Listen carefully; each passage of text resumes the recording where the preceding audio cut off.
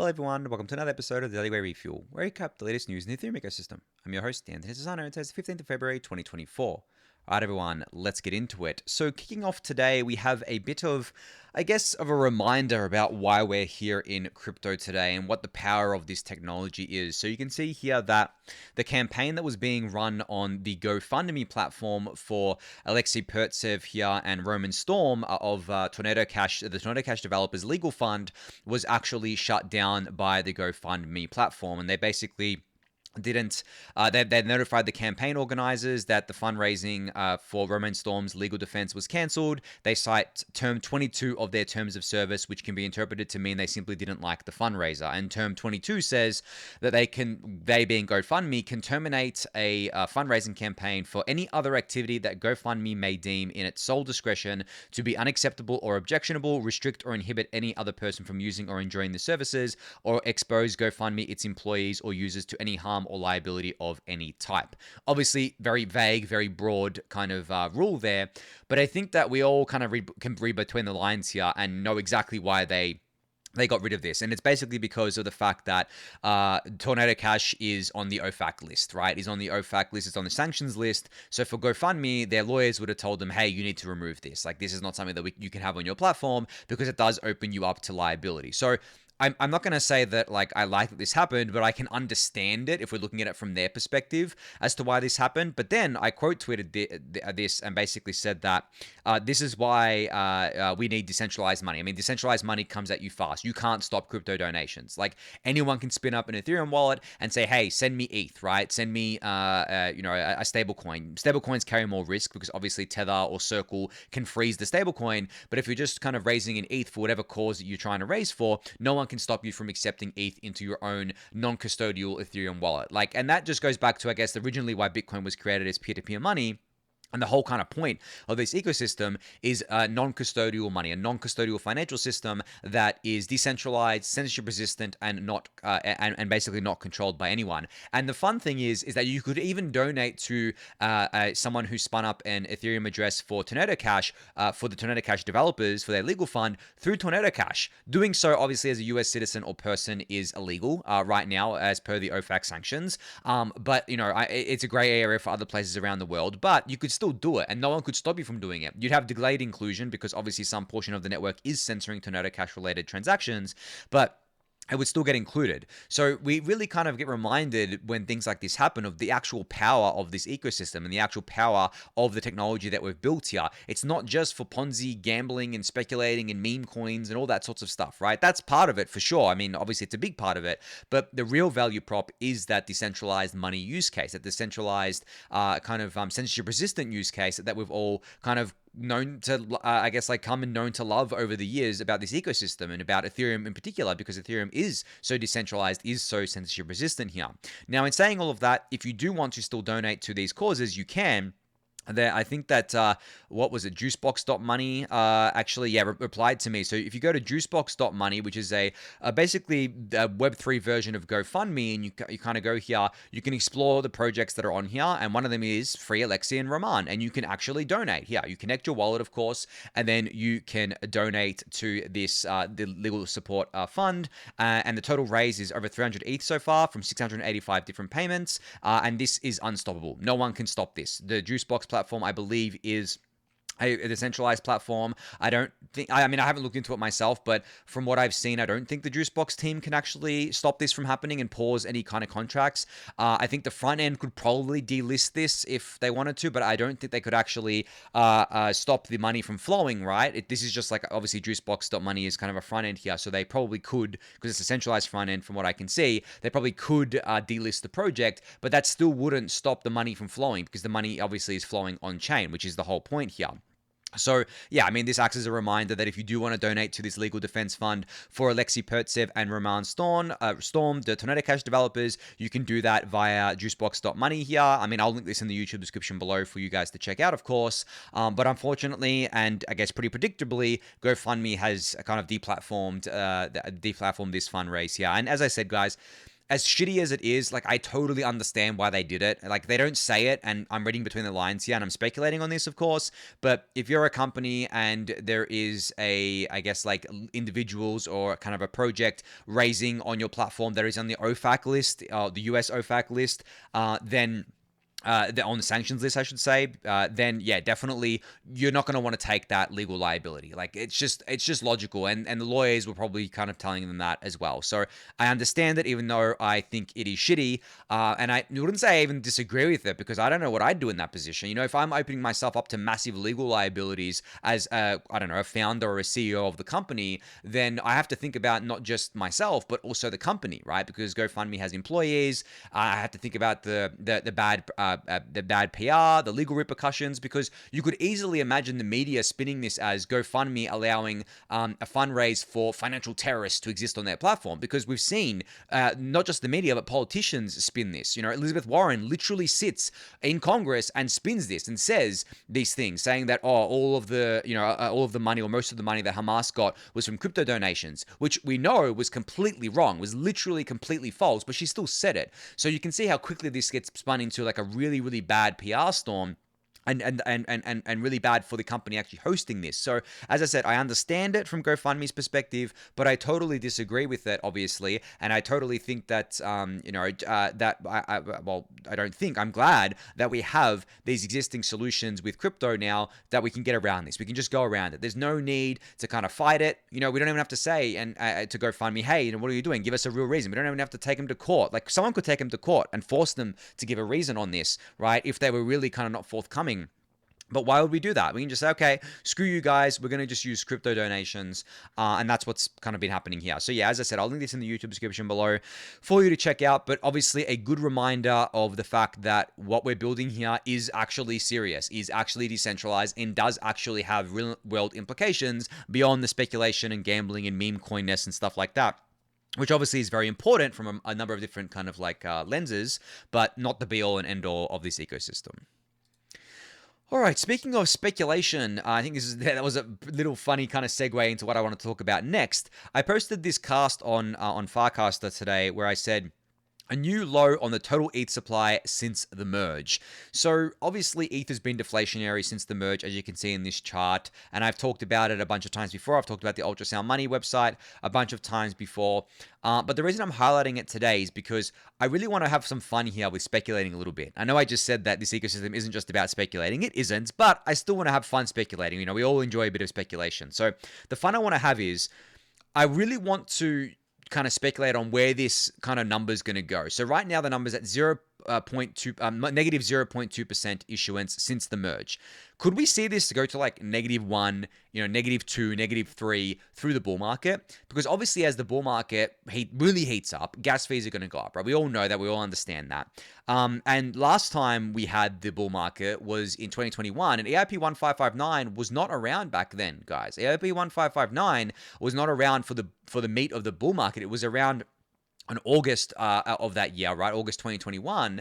But for the meat of the bull market from like, I guess you could say mid 2020 to May 2021, it did not exist. And there was a lot of gas fees back then because the gas fees were really high. There's a lot of fee revenue, and we did not have EIP 1559, so we didn't burn ETH back then. But then of course, you know, we had the kind of like second, I guess you could call it second pump or second bull market towards the end of 2021 with the NFT mania, and that did burn a lot of ETH. But then that quickly died off because we went into a bear market in the next year, right, in 2022, where things just exploded and so on and so forth. So now heading into a fresh bull market, where EIP 1559 has been live for a while. We're already at negative 0.2% issuance, right?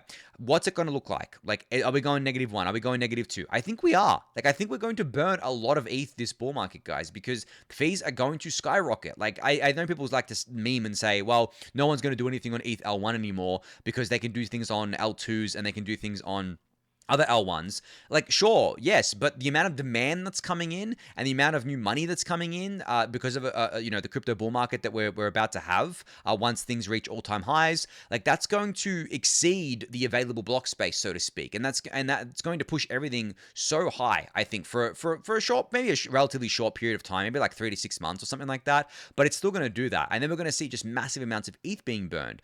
So I hope I can revisit this maybe in like a year's time or year and a half or maybe even 2 years' time and see where we're at, because I do think that we could get down to the -1, 2 kind of percent here, just based on the fact that I think that the gas fees are going to be quite high. Now, of course, people are going to say, oh, well, the gas fees are going to be high. That means people aren't going to use Ethereum because they're going to get priced out. And that's true. But then we have the layer 2s live this time, because you remember that we actually didn't have any layer 2s live back in the last bull market, and not in any real capacity either. And I mean like the generalized L2s, like Base definitely wasn't live. Optimism and Arbitrum had just gone live, I believe, if I'm remembering correctly. Or maybe they went live in the bear market. I'm losing track of time at this point. But the point is that during that bull market, none of this stuff was really live. Now it is, right? And the Arbitrum 1 ecosystem, the OP mainnet ecosystem, Base, a bunch of others out there like ZK Sync and stuff like that, they're very, very active right now. And they're very heavy on liquidity. They have a lot of integrations with centralized exchanges. Obviously, Coinbase is going to be pushing a lot of people onto Base.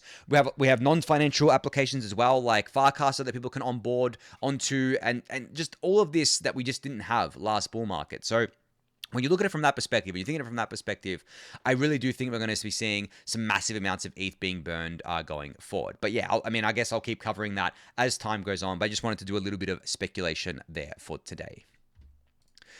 All right, moving on. So we've had about 24, 48 hours, not 48 hours yet, probably like 24, 32 hours or something like that to digest the STRK airdrop, right? And obviously, it was a mess. It was full of drama. We're probably going to stop hearing about that drama in the next day or so, because the crypto ecosystem moves on from drama very, very quickly.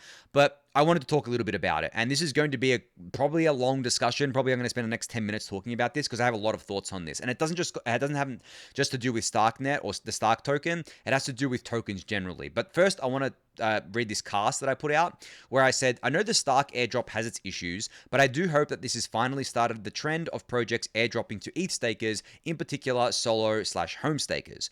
There are a few big airdrops coming, such as Eigenlayer, EtherFi, Puffer, and Swell, that will airdrop to ETH stakers. Hopefully, many more join in. So I think that's going to happen. I do think this is going to be setting a trend here. I do think we're going to get better lists to airdrop to as well. That's been a major issue. I know multiple people that are working on better lists already and improving upon the list that we have, which is great, because people, I think, got pissed off that the Rated.network list wasn't the greatest to go off, and that a lot of kind of like, I guess, solo stakers and home stakers got mislabeled and weren't eligible for this stuff. So that's being worked on, and hopefully the projects use those lists instead of the inferior ones. But what I really wanted to talk about here is airdrops and tokens generally. So as you guys have seen, there's been a lot of drama around this airdrop, a lot of hate around this airdrop, a lot of people feeling slighted, and frankly, a lot of entitlement around this airdrop. Now, I understand that when it comes to STRKnet generally, the STRK token supply token distribution is pretty bad. And I think I called this out a long time ago when they first announced the STRK distribution. I think I actually called this out. I think it might have been like 1 to 2 years ago or something like that. You can probably go back and find that episode. Stirs might be able to find it. He's really good at finding old episodes. So Stirs, if you're watching or listening, if you can find me the episode where I called out the distribution of STRK as being horrible, please find it, because I want to collect those receipts. But anyway, it's pretty bad. It's very weighted towards insiders. It's very weighted towards team. It's not great, right? And also at the same time, it came to light recently that the vesting for the investors started at the time that the token was actually generated. So the TGE event back like 2 years ago, which means that in April, I think most, if not all of the investor tokens are unlocking, which is just ridiculous, right? That's very egregious. That is really, really bad. So obviously STRKnet and the teams in that have copped a lot of flack for that, right? Which I guess, honestly, I think is rightful to cop flack for that, because I do think the investor stuff is incredibly egregious. But on the other hand, you also have like all of these people being like really entitled about it, right? Where they basically say, "Oh, I didn't get enough free money," or "I did so much on STRKnet and you didn't give me any money." It's like, okay, well, so you're basically admitting that the only reason why you were doing anything on STRKnet was because you were airdrop farming to begin with, and you're not entitled to anything, right? You're not entitled to airdrops. They're just kind of bonuses that you get. So the entitlement has always annoyed me about these things. But the problem with this as well is that because you have that entitlement, because you have a lot of people kind of now being upset about it, it feeds on the toxicity that you see on places like crypto Twitter. And then you have competitors joining in. You have like people who already hate Ethereum joining in. and don't like StarkNet joining in and just like continuing this toxicity circle, which you've seen play out over the last 24 hours, right? It's just been a shit show. It's just been so bad. And I think I've called this out before plenty of times on the Refuel, where I've said that there's not really anything good that can come from these sorts of things. And also there's been comments from the team themselves where honestly, some certain team members shouldn't have said anything, if I'm being honest, because they've just made things worse, because you can't fight a mob. Like fighting a mob is useless. It's pointless because you're never going to win with a mob. Let things die down, stick with your core community, kind of like keep building, from I guess like a development point of view, and keep building what you've been building. But getting involved in like a mob is never a good idea. And I've actually advised many projects that I've talked to, either as an official or non-official advisor, to never, ever get involved with the mob, because you're never going to win. Doesn't matter how right you are, doesn't matter how wrong they are, the mob rules. Mob mentality is really dangerous, guys. Like, this is not a crypto-specific thing. Like, a mob mentality, especially like in real life, in crowds, is really dangerous and not something you want to be fighting, because, a human, there's a famous quote that says, like, a human is intelligent, but like a mob is stupid. And it's because I think we've just like genetically, I guess, like predisposed to this, that as part of a mob, we tend to kind of like get caught up in the mob mentality, and we tend to like, I guess, like revert to being apes and monkeys, basically, right? So I think that's the number one rule I've always gone with, is don't try to fight the mob. And that's what I advise projects to do. But unfortunately, sometimes people do this, obviously, because they feel like personally attacked as well. I mean, I read a lot of the comments that were lobbed at the StarkNet developers, the most visible ones, and the StarkNet team members and StarkWare team members. It's really bad. A lot of toxicity, a lot of shitty things said to them, and a lot of entitlement. As I said, people like just are so entitled when it comes to airdrops. It's insane to me. I mean, I understand it, because you're hoping you get some kind of like free money, and you're hoping you get money because you want to, better your life with that money. I mean, I understand it, but at the same time, it's like, no one promised you free money. You should be using these products because you want to use them, not just because you're airdrop farming them. And if you're trying to airdrop farm them and you don't get as much as you think you're entitled to, then that's on you. Like, no one promised you anything here, right? So that side of things gets on my nerves a lot. But in saying all of that, when it comes to, and that's I guess that most of that is StarkNet specific, but if we kind of look at what it looks like from just like a token specific point of view or an airdrop specific point of view, I think the best airdrops are the ones that, I wouldn't say cater to the mob, but like satiate the mob. And the way you do this is, I think unfortunately you need to airdrop to some of the, I guess you could say, the farmers or cyblers out there. And the reason I say this might be like an unpopular opinion, but the reason I say this is because if there are industrial farming operations going on that have a lot of bots, what do you think they're going to use those bots for if they feel slighted, if they don't get what they were farming? They're going to use those bots to FUD your project, right? They're going to use those bots to shit on your project, to spread all this toxicity. And they're going to do that on places like Twitter, where I'm sure if you go to the replies that you've seen on a lot of these projects, you'll see just these random accounts. No one's following them that you know. They look like bots, and they're all saying things like scam project, where's my airdrop, screw you guys, I'm going elsewhere. And they have all these likes. They have like hundreds of likes on these replies. That to me is very obviously bots. Now, I would bet there's a very strong correlation, and the Venn diagram is probably a circle here, of people who are running those bots and people who are airdrop farming with bots.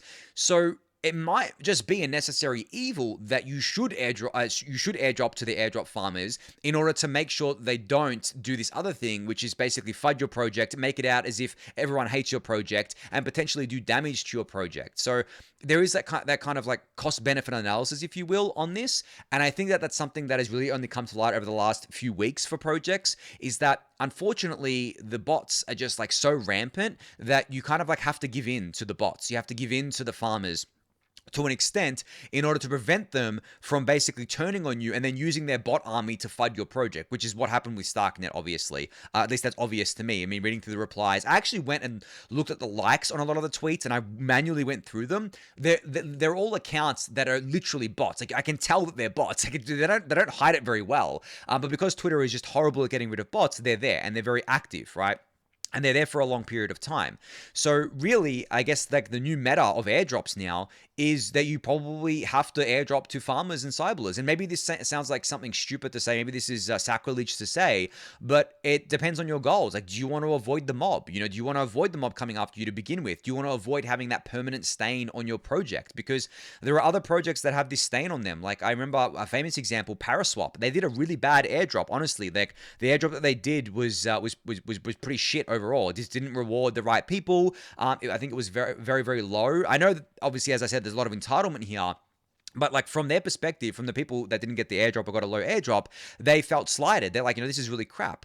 And then it's a stain on the project because now everyone's just like, oh, what a shit airdrop, right? Like, and now whenever everyone brings up Paraswap, that's the first thing people think of, which is sad because like I don't think there's anything wrong with Paraswap, the product or the team or anything like that. But it does lead to these negative outcomes. So it might become a thing where the projects now just airdrop to the airdrop farmers, and that's it. Like, and you know, those industrial farmers. And that's it. And just to keep them happy, just to keep them satiated, because trying to fight them is a losing battle because they control the bots, right? They can control sentiment through bots because people are so easily fooled, or people just don't care enough, or people already have like a bias and they just want to join in on the mob. As I said, mob mentality. So that's how I'm kind of looking at airdrops these days. And then when it comes to tokens generally, I mean, I think that you won't really see much token innovation due to regulations still not catching up. I think once regulations catch up, you'll probably see better innovation when it comes to tokens. But I mean, most of these tokens are still useless, guys. Like, they're just governance tokens. They do nothing. And the reason why they're just governance tokens is because of the regulatory view on things. So I think until that changes, these tokens are just going to continue to be like this, unfortunately. And I think that people lose sight of the fact that, yeah, maybe they're going to be an okay investment in a bull market because everything's going up, but is it something that you really want to hold for the long period of time? Is it something you really want to hold into a bear market, especially when there's literally no value accrual to it at all besides governance? Those are the questions that are going to be popping up, I think.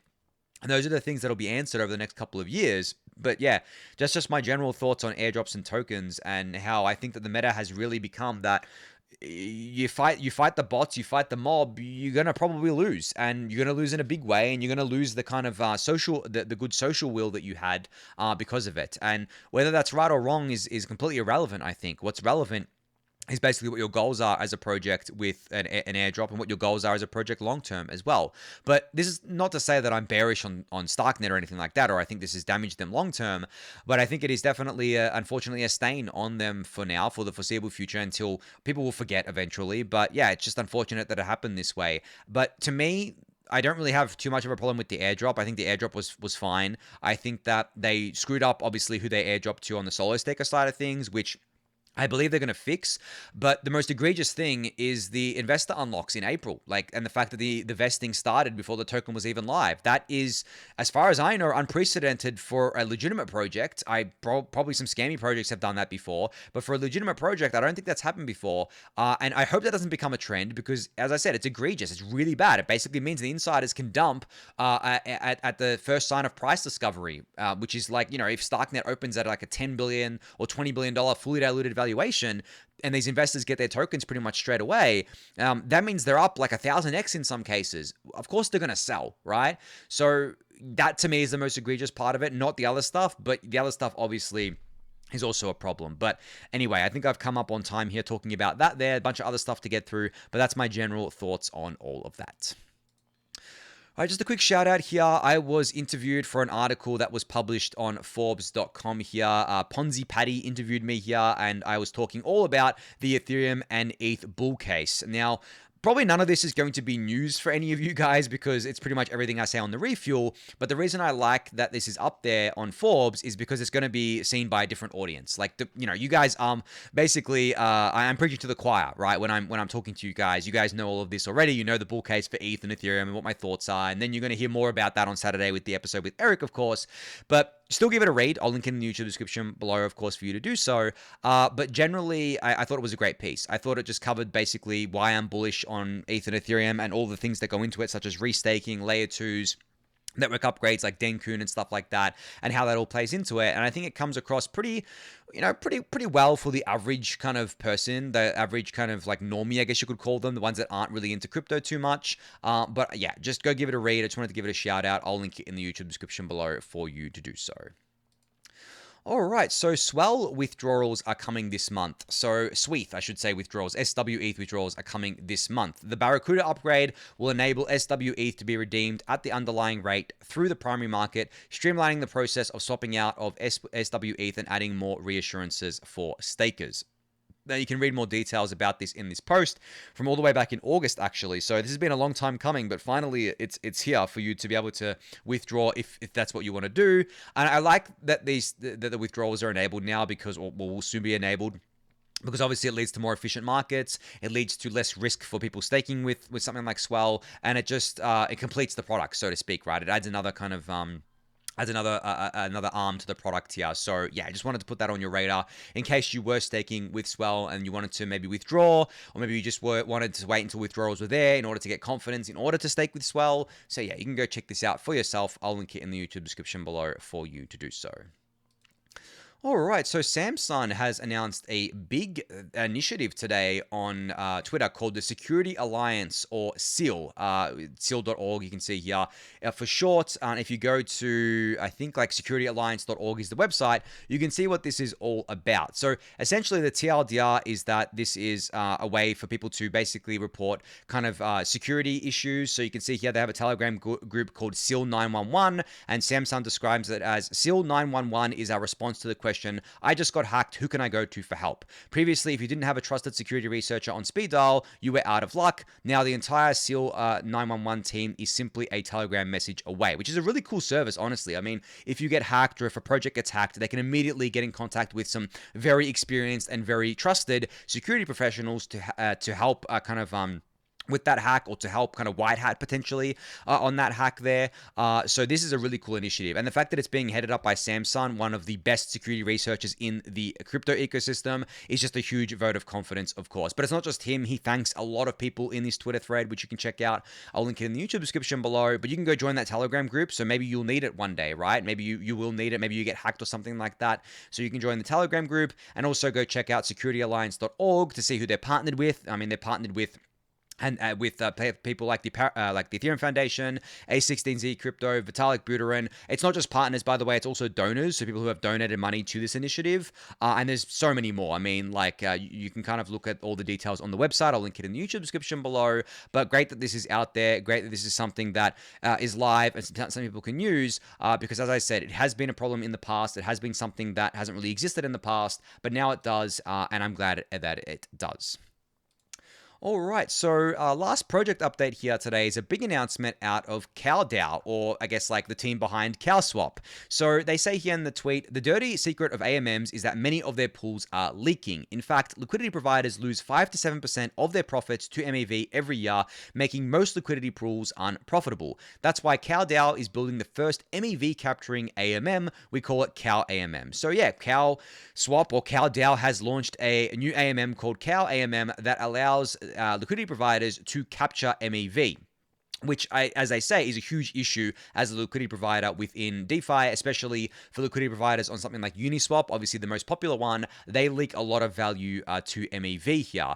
And then they say here, the type of MEV that they're protecting against is LVR. It's a type of MEV defined as the losses LPs incur due to arbitrage bots constantly rebalancing liquidity pools. So this is something that happens all the time and is very constant, and is a large portion of the gas fees paid on Ethereum, actually, because anytime the price of like ETH moves a few dollars or something like that, all these liquidity pools need to be arbitraged against that, right? Against each other. And that causes a lot of leakage to MEV because there's MEV opportunities to extract that from here. But the way CowAMM, I guess, tackles this is it uses something called a function maximizing AMM, or FMAMM, which is a pretty cool name, that uses batch auctions to capture surplus for protected liquidity pools. The solver that gives the highest surplus wins the right to rebalance a pool, thereby capturing the LVR for the pool. So essentially, it is a kind of different model to what you get with like Uniswap, for example, where, as far as I'm understanding it, these are kind of like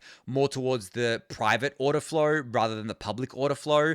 But the problem is that like if you have all public order flow, the MEV can be captured because everyone can see what the order flow is. If you have private order flow, as far as I understand it, it is much harder, if not impossible, to capture that MEV unless the private kind of order flow people like the solvers were all colluding with each other in order to do this.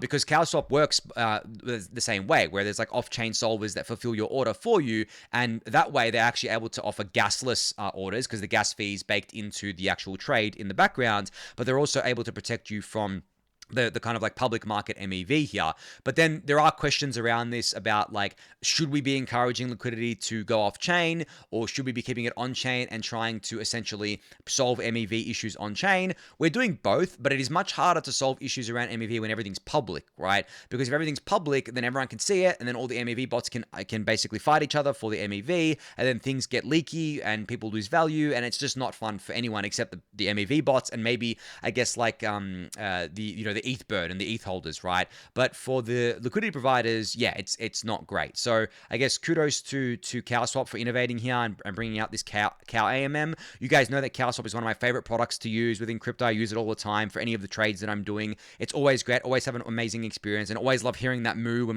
my order goes through. It's just something, nice little touch there. I know it's a little bit silly, but nice little touch there. But yeah, you can go check out the full details about this new COW AMM. I'll link it in the YouTube description below for you to do so. All right, just the last thing here. Shout out that I'm going to be at Upside in Melbourne, which is a Web3 co-working space in Melbourne that I've been to a bunch of times before, and I've probably seen a bunch of you there before. I'm going to be there on the 29th of Feb from 5:30 p.m. onwards. I am speaking at this event. I will be talking about Farcaster, I think mainly, and also just Ethereum things in general, of course. But if you want to go to this event, I'll link it in the YouTube description below. If you are in Melbourne or you're going to be in Melbourne on the 29th of Feb, I hope to see you there. Basically, I know there's a few people that are already in Melbourne that listen to the show. I see you guys there whenever they have meetups, but this is going to be a big meetup. Apparently, I was talking to Greg, who works with Upside there, and he says this is going to be one of the bigger meetups, and there is a star-studded guest list there, including yours truly, of course, speaking. So yeah, I'm very much looking forward to this, but this is happening in a couple of weeks. As I said, Thursday, 29th of Feb is when it's happening, and that day will probably be a rug fuel day because I probably won't have enough time to record a refuel on that day because I'll be at the meetup. But yeah, I'll link that in the YouTube description below for you to check out. But on that note, I've gone over time, so thank you everyone for listening and watching. Be sure to subscribe to the channel if you haven't yet. Give it a thumbs up, subscribe to the newsletter, join the Discord channel, and I'll catch you all tomorrow. Thanks, everyone.